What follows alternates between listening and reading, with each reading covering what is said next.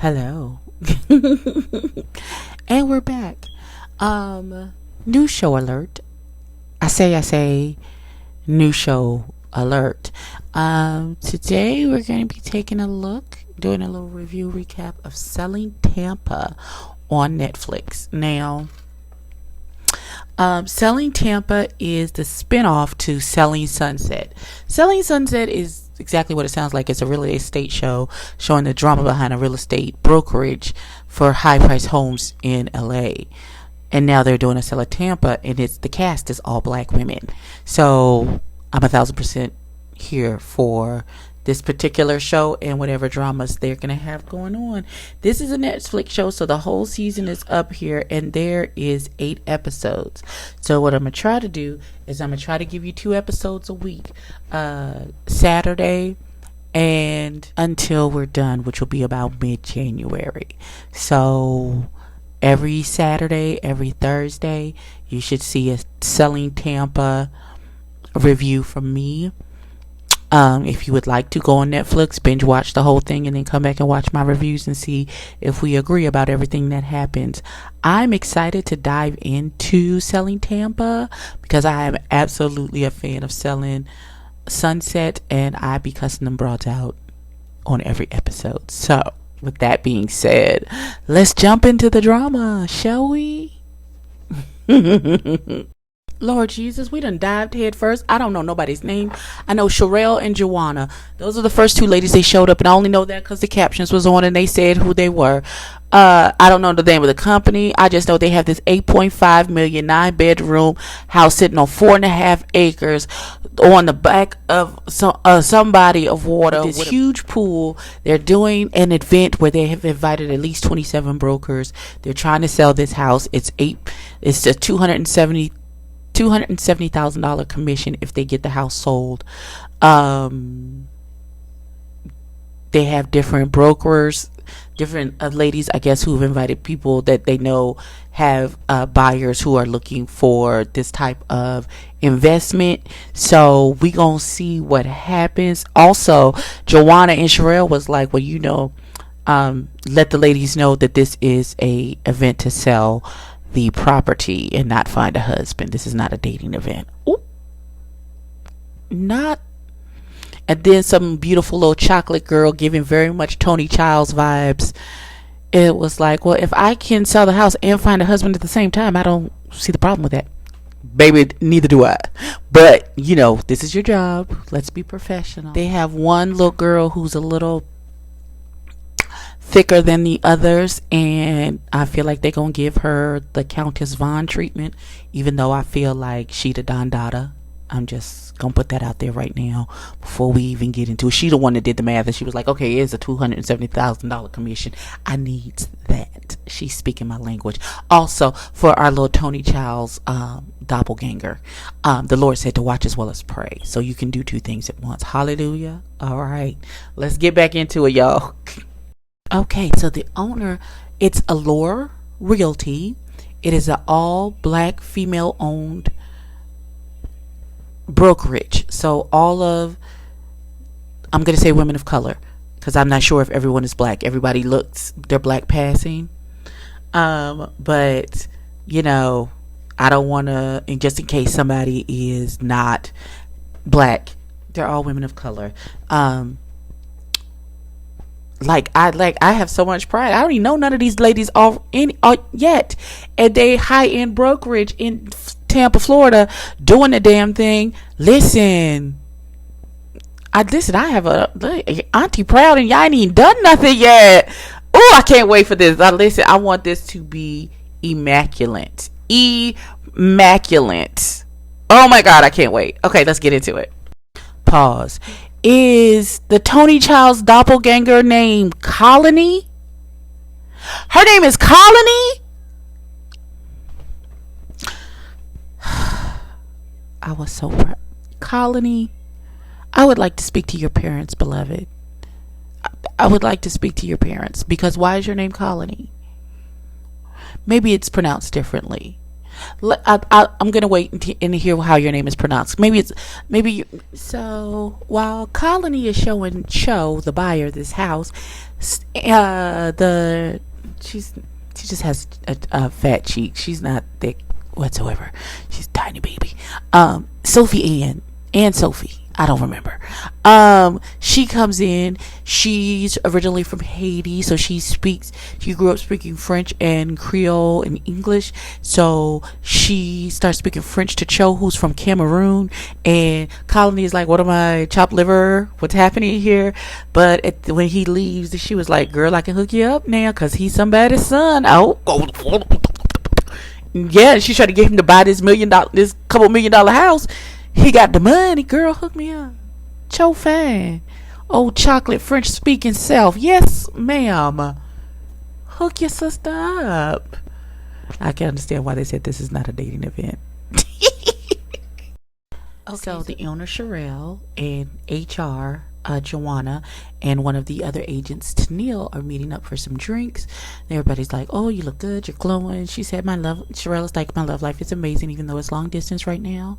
And then she tells us that she is dating Chad Ochocinco Johnson.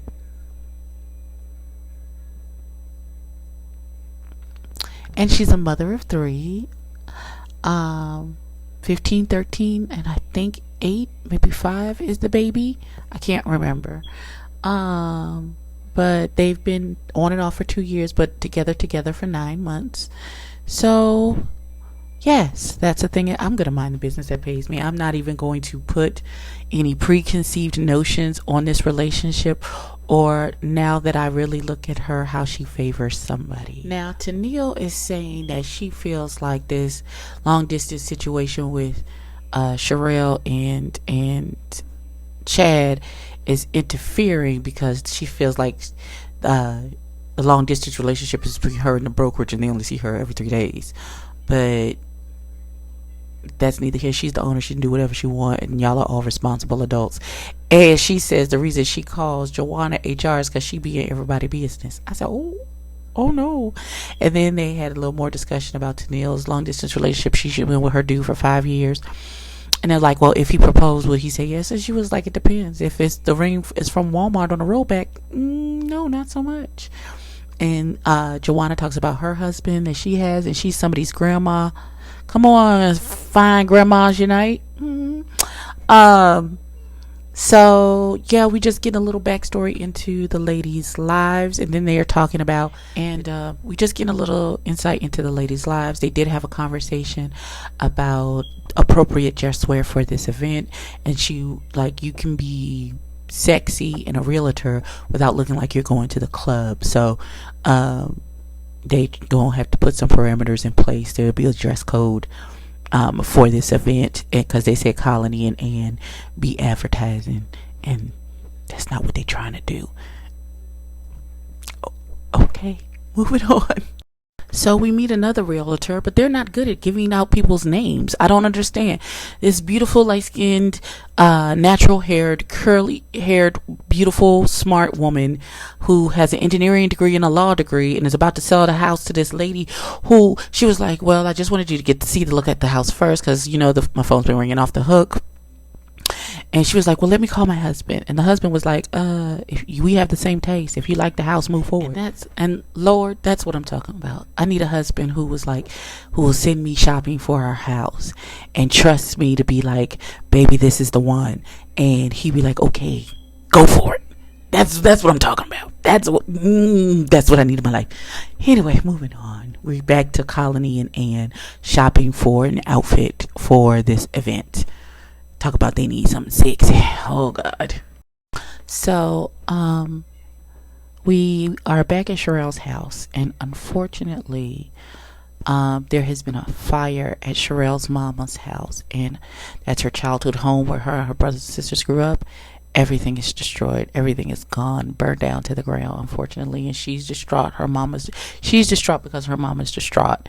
And she just, with this big event coming up, she was like, she called Joanna over, and she was like, "I got to make some decisions on what I need to do. I don't ever want to let anyone down. She said, I feel like I need to make sure that my mom is okay, but if I do have to leave, I'm going to leave you in charge. And she was like, yeah, I got you. Whatever you need, we'll make it happen. Blah, blah, blah. The Lord will be in good hands. She was like, don't snitch on him. And she was like, she hates crying because she doesn't ever want anyone to see her cry. It makes her, I guess, feel weak or something. But it's a normal, natural emotion. People do it all the time. It doesn't make you weak. That's all I got. And I would have been gone. Wouldn't have been no conversation about what I need to do. I gotta go. My mama's house burnt down to the ground. Gone. No house. Gone. Luckily, her mother, nobody was hurt in the fire. Nobody died in the fire. So it's just getting her some housing and making sure that everything is good and the insurance and whatever needs to be done. But, yeah, we'll see with Colony and Ann picking out outfits for the event, and we're getting a lot of ageism in this particular show where it's going to be like the older versus the younger, and I don't particularly care for that, but it is what it is. We'll see how that plays out.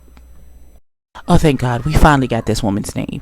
The tall, beautiful drink of water who was an attorney and an engineering degree. Her name is Rena. Jesus Christ, why did it take that long for me to get her name? Why didn't we get proper introductions to all these ladies? Like, hi, my name is such and so and so and so, and I did. Why we just jumped in head first into? Okay, all right. Okay, so yikes! I've had the entire conversation before, so I understand how touchy that can be, but it was a little passive aggressive to give a Webster's dictionary, not a Webster's definition of what cocktail parties are and how they started around World War One. And daughter, that was unnecessary. Yes, it could have been a please be appropriate. Thank you. That's it. Cocktail party appropriate. Please understand the assignment. Thank you. That's it. That's all you needed to say. That you cutting eyes at people like, no, bitch, I'm talking to you. Wear something like you got some sense. It was really a little. But Joanna did call the meeting to let them know about Sherelle's mama's house burning down. She might not be at the event, but everybody's got their assignments and they know what to do.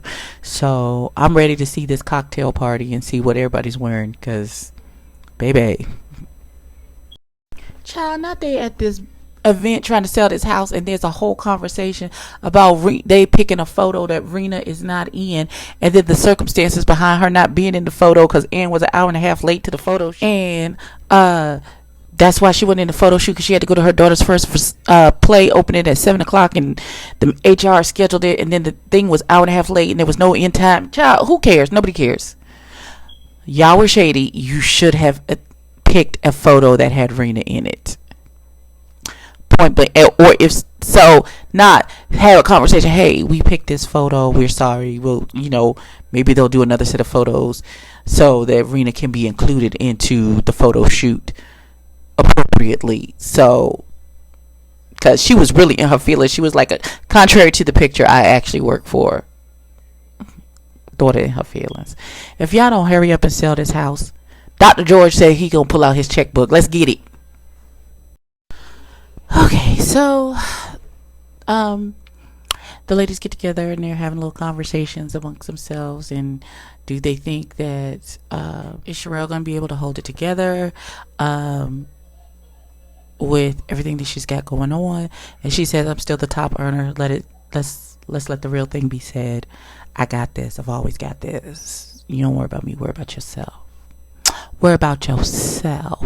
Now Sherelle's talking to Joanna and Tennille, and she said her mama had just called her crying, and like she's trying to hold it together, and she gives this beautiful speech about she started the brokerage a year ago and people want to see her fail. Meanwhile, Rena is still have the stink face. I know they're not gonna drag this drama about her not being in the photo.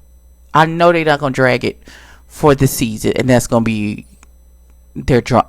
I know better, but that is how the episode ended. This is available. Selling Tampa is available on Netflix. All 8 episodes are available. Like I said, I will be doing 2 a week on Saturday until I get through the whole season. But that has been my review and recap. Please like, comment, and subscribe.